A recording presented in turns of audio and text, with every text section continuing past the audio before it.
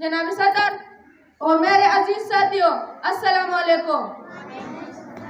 آج مجھے جس موضوع پر لب کشائی کرنے کا موقع ملا ہے اس کا عنوان ہے شعر مشرق شعر ملت علامہ محمد اقبال۔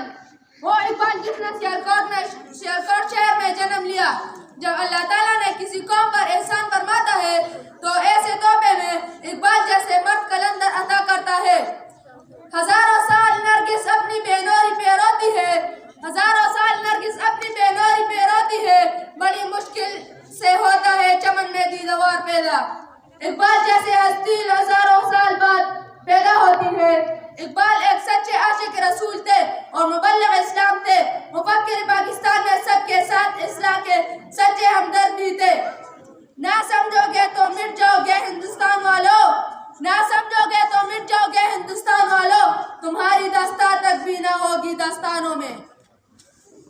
وہ وقت ہے جب انسانیت اندھیرے میں گم ہو چکی تھی، مسلمان غلامی کے زنجیروں میں جکڑے ہوئے تھے، تب اللہ تعالیٰ کو بھی بس مسلمانوں کی بے بسی پر رحم آیا، جن مسلمانوں کو ان انسانوں کی مدد کے لیے بھیجا گیا۔